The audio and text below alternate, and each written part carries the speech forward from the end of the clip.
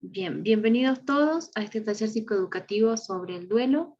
Mi nombre es Noelia Arias y pertenezco a la carrera de Psicología de la Universidad Técnica Particular de Loja.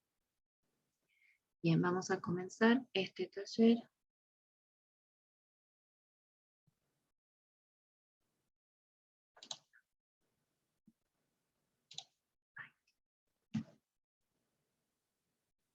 Bien, hablando del desarrollo del duelo normal.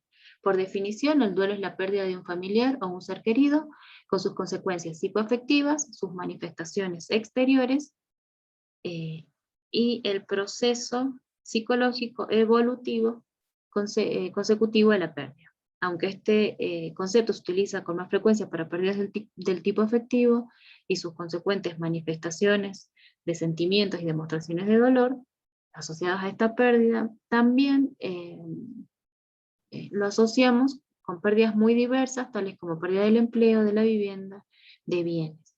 En efecto, el duelo implica este tránsito por este proceso que inicia con algún tipo de pérdida y que va a culminar con la aceptación de una nueva realidad, suponiendo así la elaboración del duelo. Entonces, el desarrollo del duelo normal, es decir, el no patológico, implica un sentimiento subjetivo tras la pérdida sufrida y el inicio de un proceso mediante el cual asumimos, asimilamos, maduramos y superamos finalmente la pérdida.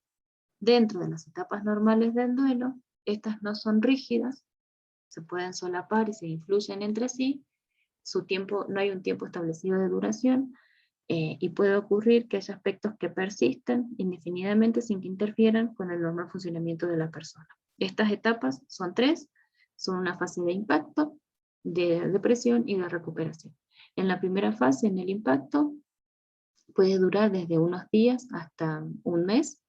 Se va a caracterizar por presentar sentimientos de negación, incredulidad, rechazo y autorreproche. También se puede manifestar emocionalidad intensa, embotamiento, incapacidad para comprender lo que ocurrió. Se pueden dar respuestas alejadas de la realidad, frías o inadecuadas.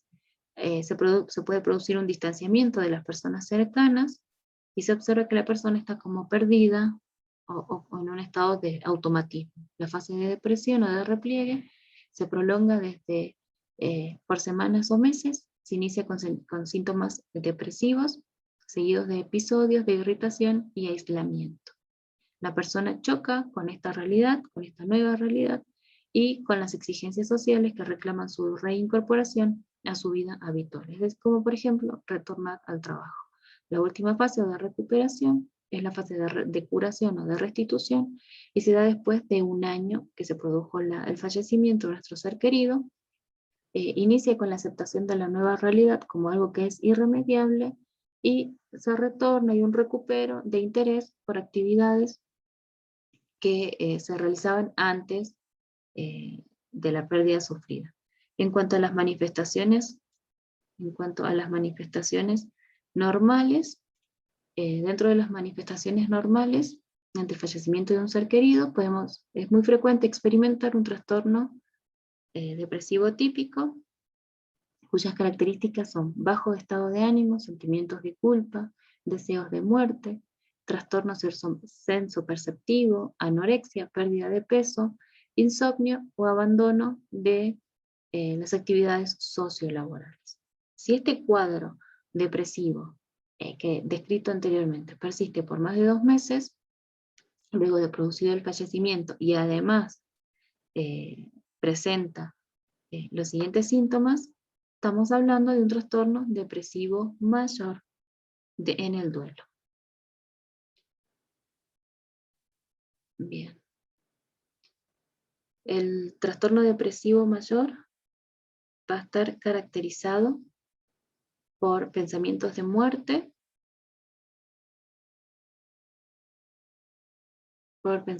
pensamientos de muerte, más que la voluntad de vivir, preocupación mórbida con sentimientos de inutilidad, enlentecimiento psicomotor acusado, es decir, fatiga, pérdida de energía, va a haber un deterioro funcional intenso y prolongado, vamos a empezar a fallar en la concentración y el pensamiento, alucinaciones más complejas y persistentes, irritabilidad, aumento o disminución de peso, insomnio o sueño afectivo.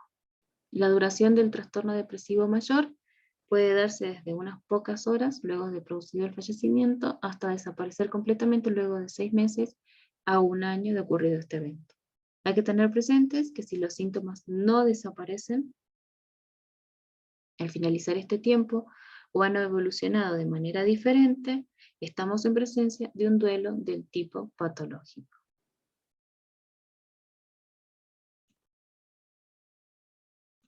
Bien, dentro de las características del duelo patológico, hay ciertos indicios o ciertos aspectos que nos hacen sospechar que estamos en presencia de este tipo de duelo. Cambios radicales en el estilo de vida, se eluden a ciertas personas y ciertas actividades. Hay un trastorno persistente, preexistente como depresión, culpa o baja autoestima. Hay intentos suicidas. El doliente no puede hablar del fallecido sin experimentar intenso dolor. El doliente meses después sigue experimentando dolor y se siente ignorado y sin recibir ayuda. Hay una involución, se producen regresos a las etapas anteriores durante el desarrollo del duelo normal. Hay consultas médicas triviales, negando el que hay angustia. Hay aumento de un consumo de alcohol o psicofármacos, compulsión por imitar a la persona fallecida, negación para desprenderse de bienes materiales del fallecido. Hay un incremento de impulsos autodestructivos en fechas particulares, Día del Padre, Día de la Madre, cumpleaños. Hay tristeza desproporcionada. Se comienzan a experimentar síntomas similares a los que tenía el fallecido. Hay una fobia específica hacia ciertas enfermedades que causaron la muerte, comportamiento antisocial o psicótico, hay una esperanza crónica en el retorno de la persona que perdimos, y sueños repetidos donde se intenta salvar o destruir a la persona que perdimos. Y hay una búsqueda de distancia de situaciones que nos recuerden la pérdida. ¿Qué es el duelo patológico? Al producirse el fracaso en el proceso mental de adaptación frente a la pérdida que se considera fundamental, aparece el duelo patológico. El mismo es imprevisible en cuanto a su duración y consecuencias, así como también la secuela que puede dejar en la persona. Vamos a hablar de sus inicios.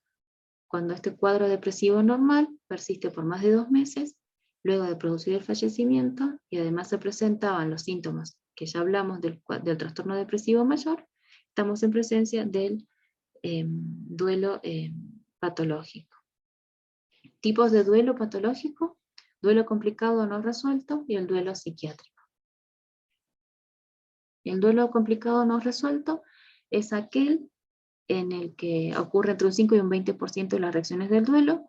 Son alteraciones en el curso del duelo por exceso o por defecto, es decir, manifestaciones excesivas o atípicas en cuanto a duración, en cuanto a la duración del duelo más allá de lo aceptado, o por el contrario, ausencia total del pesar ante la pérdida.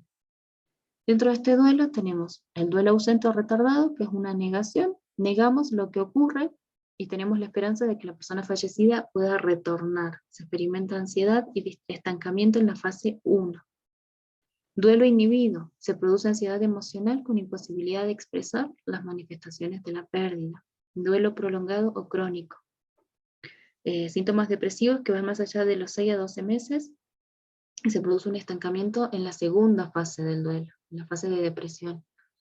El duelo no resuelto. La persona permanece estancada, fijada en la persona fallecida y en las circunstancias que rodearon su muerte, y no hay un retorno a la vida habitual. Duelo intensificado. Hay reacciones emocionales sostenidas en el tiempo o precoces. Duelo enmascarado. Manifestaciones de síntomas somáticos. Las reacciones de aniversario anormalmente dolorosas es cuando, más allá del primer año de producido el fallecimiento, las reacciones de aniversarios se ven agravadas o agudizan las emociones. Dentro del duelo psiquiátrico tenemos el duelo que son... el duelo psiquiátrico cumple todos los criterios para ser diagnosticado como un verdadero trastorno psiquiátrico. Tenemos el histérico. Hay una identificación con la persona fallecida. Se manifiesta un cuadro similar al que motivó la muerte de nuestro ser querido. El duelo psiquiátrico obsesivo. Se practican rituales como un intento de controlar los recuerdos del fallecido. Hay ambivalencia emocional que crea fuertes sentimientos de culpa que terminan con una depresión grave y prolongada. El duelo melancólico, hay una pérdida de autoestima y hay ideación suicida. El duelo maníaco, negación sostenida, hay una excitación psicomotriz, humor expansivo que evoluciona a un cuadro depresivo. El duelo delirante, hay delirios y alucinaciones, pero con voz distinta e imagen diferente a la del fallecido. Duelo paranoide, duelo psiquiátrico paranoide. Reacciones hostiles, hay protesta paranoide y la persona se convierte en un querellante patológico. El somatizador, bueno, hay tendencia a la somatización. Bien. Dentro de las, para ir culminando, dentro de las estrategias de afrontamiento de las cuales podemos hablar, vamos a decir que podemos facilitar la posibilidad de que la persona exprese las circunstancias que rodearon la pérdida o la muerte del ser querido. Que pueda exteriorizar y expresar emociones como tristeza, pesar, angustia, miedo a los hospitales o a circunstancias similares que rodearan la muerte, concientizar sobre que vamos a experimentar síntomas como ansiedad, culpa, preocupación, que son reacciones normales que van a ir desapareciendo con el tiempo.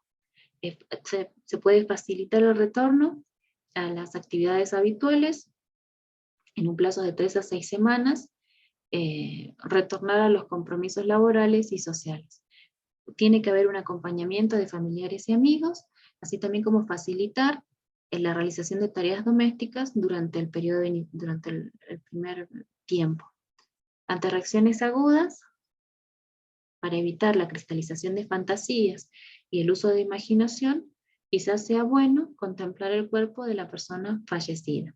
Y en ocasiones es necesario despedirse y decir adiós para poder iniciar este proceso de duelo. Bien, esto es todo por ahora. Esto es todo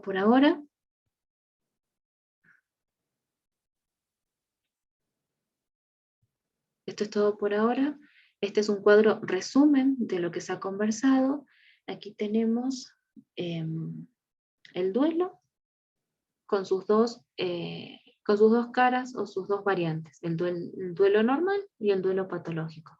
El duelo normal va a incluir fases como impacto, depresión y recuperación, y es normal experimentar un trastorno depresivo típico.